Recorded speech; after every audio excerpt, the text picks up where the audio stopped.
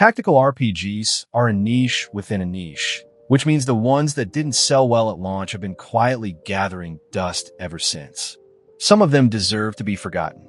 Others got buried for reasons that had nothing to do with quality, wrong platform, wrong release window, wrong marketing, or just bad timing. These are some worth going back for.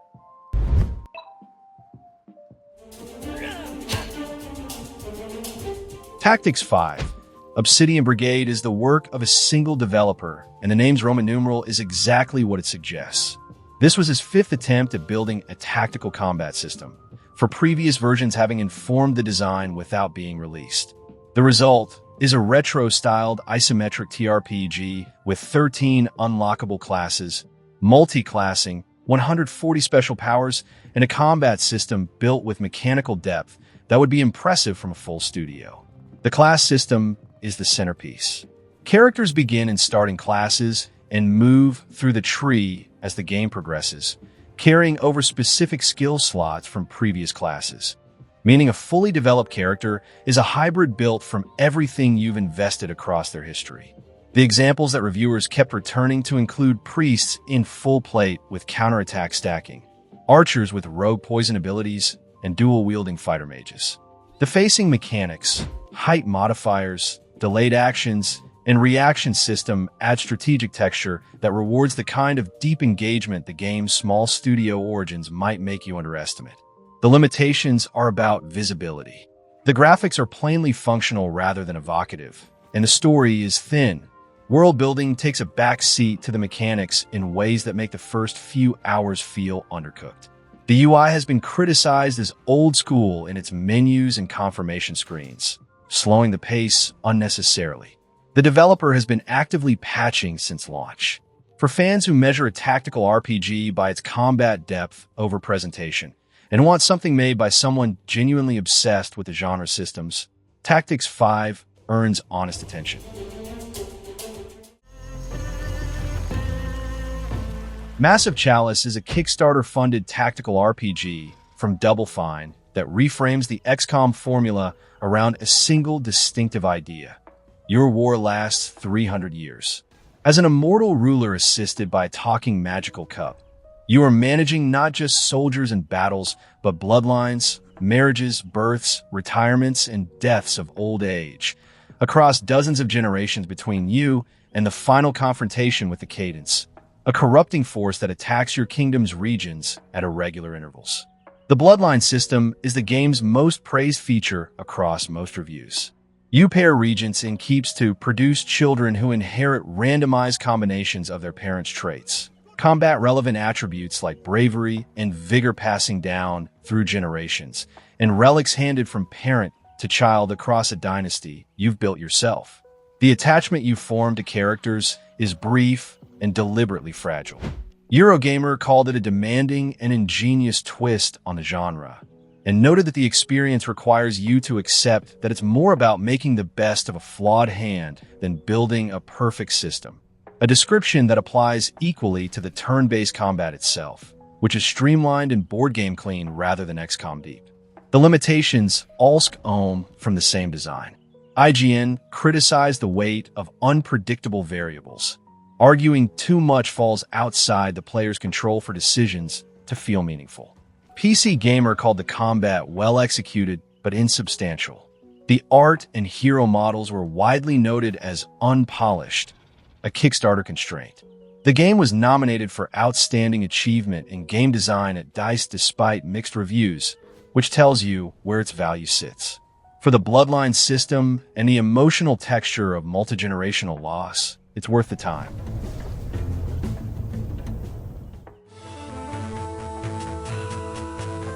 The critical consensus on Onimusha Tactics is that it's too simple to satisfy experienced tactical RPG players and too limited in its class customization to reward deep engagement. GameSpot called it lacking the depth of comparable strategy RPGs. Nintendo World Report called the difficulty negligible. Most of the serious criticism is correct. This is not a misunderstood classic. What this GBA game is, and what most of those reviews acknowledge in some form, is an unusually accessible and polished entry point into the genre. The franchise's feudal Japan setting translates well to the isometric grid, with samurai, ninjas, archers, and healers fighting demons across atmospheric maps with hand-drawn battle stills that set a visual standard above most GBA games. The Oni gauntlet progression by absorbing Genma souls to power Onimaru's abilities and unlock crafting recipes borrow meaningfully from the action series and gives the main character a distinct upgrade loop. Die-hard game fan called the music the best they'd heard in a long time on any system, and it's hard to entirely disagree. The item creation system is the most interesting mechanical element. No shops exist. Everything is crafted through stone combinations gathered in battle, with recipes found randomly as drops. It's light by genre standards, but gives inter-battle preparation something to do. The GBA library was already well served by Fire Emblem and Tactics Ogre. The Knight of Lodi's and Onimusha Tactics doesn't compete with either on depth. But as a 30-hour feudal Japan tactical game with strong production values and almost no barrier to entry, it fills a specific gap in the GBA library better than its review suggested.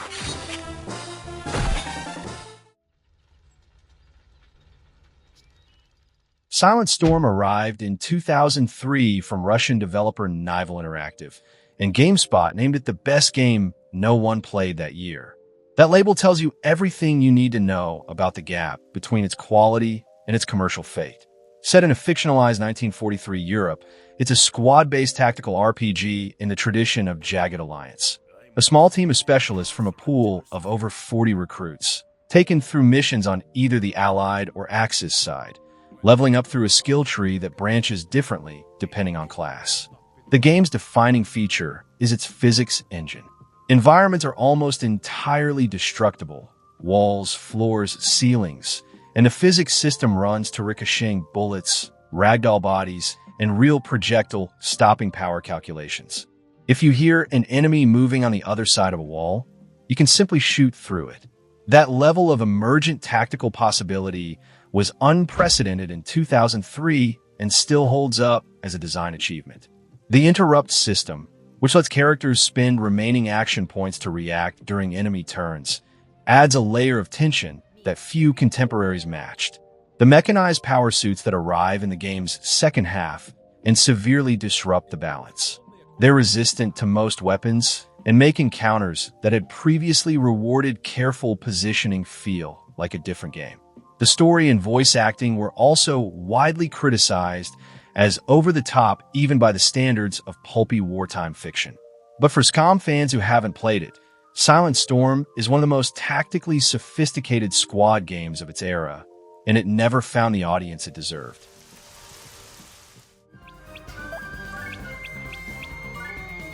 Phantom Brave is the tactical RPG that removed the grid, where Disgaea operates on a precise isometric lattice. This game places characters on fully free movement maps and replaces the usual rules of positioning with a physics-adjacent system of throws, pushes, and range calculations that took the genre standard assumptions and rebuilt them from different premises.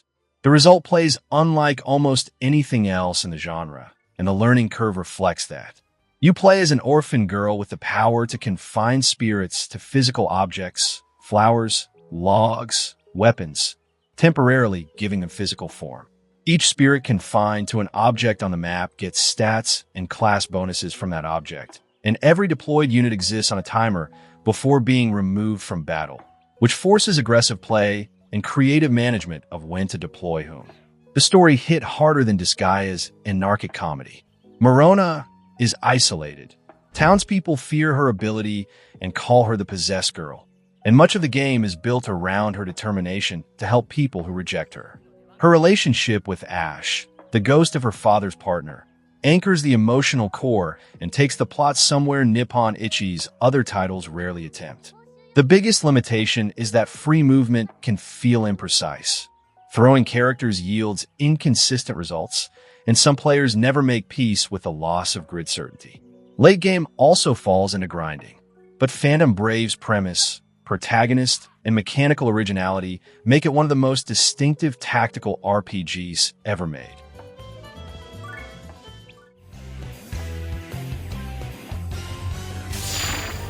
Wild Arms XF was the first tactical entry in the long-running Wild Arms RPG series and its first appearance on handheld.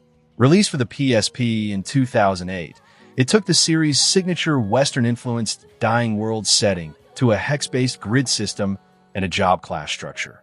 The hexagonal maps open up movement and flanking angles in ways that square grids don't, and the formation art system, triggered when units occupy specific hex configurations, adds a layer of positional strategy that rewards learning the classes deeply.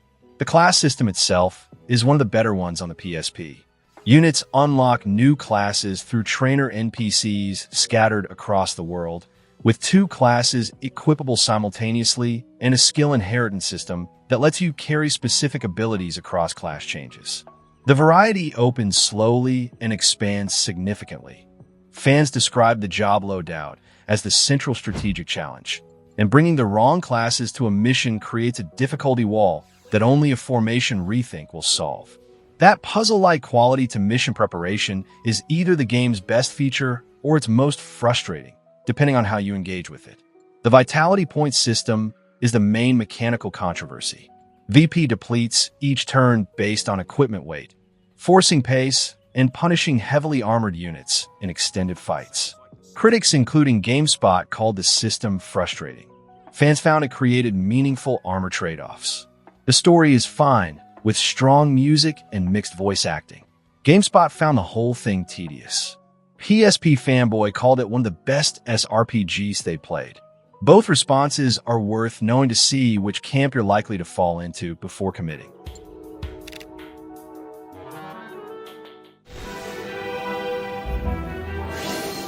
John Dark was developed by Level 5 and released for the PSP in 2006 in Japan and 2007 in the West. It adapts the story of Joan of Arc into a fantasy tactical RPG where the historical figures fight alongside each other against a demonic English army.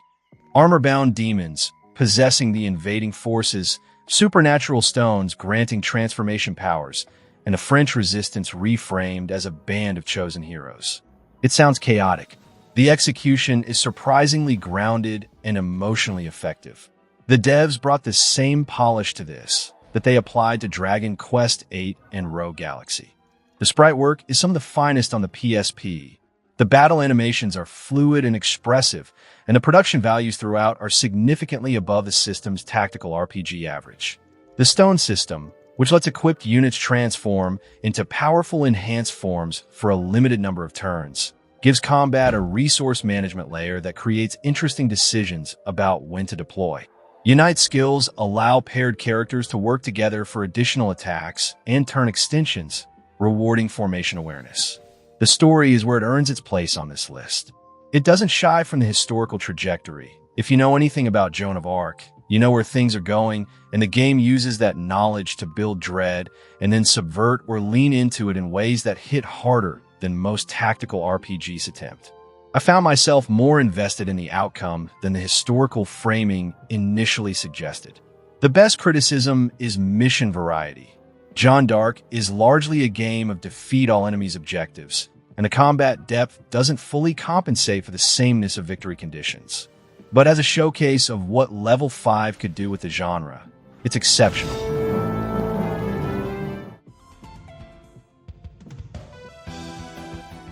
Vanguard Bandits, known in Japan as Epica Stella, is the tactical RPG premise that sounds like a contradiction. A medieval fantasy world where knights pilot excavated mechs called attacks, using traditional weapons like swords and spears from inside giant bipedal robots. Developer Human Entertainment committed to the concept completely, and publisher Working Designs brought it west in 2000 with their typically generous packaging. Embossed foil instruction manual, full-color strategy guide, collector case. The presentation suggested something premium. The gameplay was more modest. What the game gets right is its branching structure. 3 distinct story paths cover 56 missions and 5 possible endings. You won't see everything without multiple playthroughs, and each path offers a genuinely different perspective on the same conflict. The political plot has more nuance than the combat system does. The localization added wit to the dialogue, which is either charm or intrusion, depending on how you feel about their approach. The combat itself is the compromise. It's a simplified version of Vandal Hearts and Final Fantasy Tactics. Directional attacks, positional advantages, support commands that let allies assist active units. It's accessible and rarely punishing, appealing to newcomers but leaving experienced tactical players without enough friction to engage with. Battles can drag, the equipment system is thin, and some reviewers found the whole thing closer to average than Hidden Gem. For the branching structure and the cast alone, Vanguard Bandits has its defenders, and they're right that it holds up better than the genre average.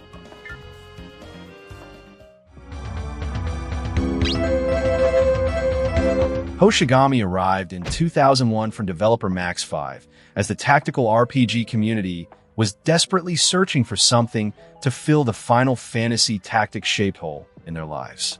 The game's isometric grid combat, sprites, and even its diagonal Battlestar Fate effects were so close to FFT visually that Atlus had to insist in press materials that it was its own thing.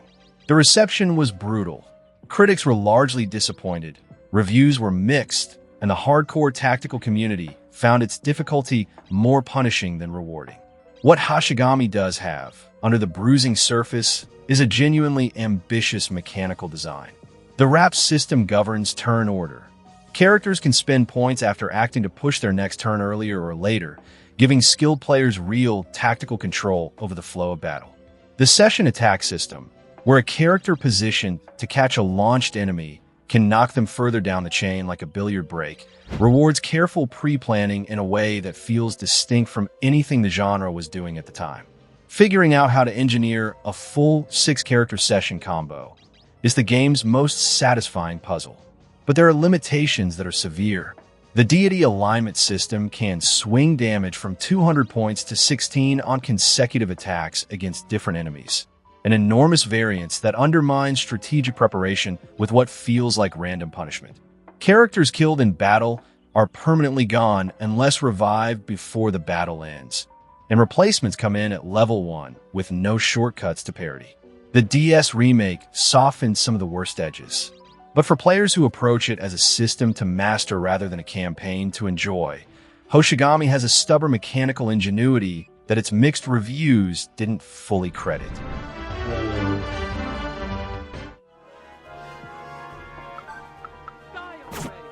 Stella Deuce arrived in 2004 as a spiritual successor to Hoshigami from Atlus and developer Pinegrow, and the character designer who would later define the look of Persona 4 and 5. The art direction is genuinely distinctive. Hand-drawn character portraits with an ethereal, desaturated quality, and a roster of 21 recruitable characters rendered with more visual care than the genre typically managed on PS2. The soundtrack was the same team behind Final Fantasy Tactics, and it's excellent. The premise is strong. A dying world consumed by an advancing fog called the miasma, and a young soldier caught between the empire he serves, an underground rebellion, and a religious faction attempting to open a gate to salvation by different means. The opening hours establish genuine moral ambiguity. Who is right about how the miasma should be addressed is a real question, and the game's 3 competing factions have internally consistent motivations. RPG Fan called the gameplay one of the most fun and rewarding tactical systems on the market, and I think they're right that the AP-based battle system rewards aggressive play and team combo attacks in satisfying ways. It does kind of lose its thread in the ending. The story's philosophical ambitions build toward a conclusion that multiple critics found anticlimactic and underwritten, a pattern the strong opening makes more disappointing than it would otherwise be. The Catacomb of Trials bonus dungeon runs 99 floors and can break the campaign balance if you lean on it. But for the journey, Stella Deuce deserves more than it has received from the genre's retrospective memory.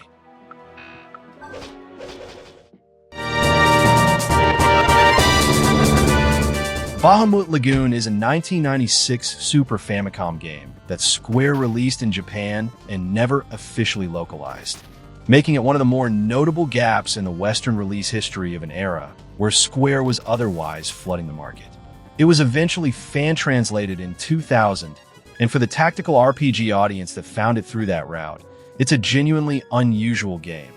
A strategy RPG with dragon-raising mechanics, a real-time party-based combat layer inside the turn-based grid structure, and a bittersweet story of a fallen kingdom, occupied resistance, and love in the aftermath of defeat. You command squads of soldiers on an isometric grid, each squad accompanied by a dragon companion that fights in real time alongside the characters rather than as a unit on the grid. Dragons are raised through feeding and item giving, which changes their elemental affinity, body type, and combat behavior over time, a level of systemic depth that came out of nowhere for a 1996 game. The system doesn't fully mesh across the whole campaign, and some of the Dragon AI decisions feel inconsistent regardless of how you've invested. But the concept is genuinely original. What holds the game in the memory of people who found it is the story. The protagonist is ostensibly the hero, but the game keeps complicating that framing. His motivations are personal and occasionally selfish. The ensemble has real internal conflict, and Yo-Yo has her own arc the game doesn't entirely resolve. The score, however, is excellent.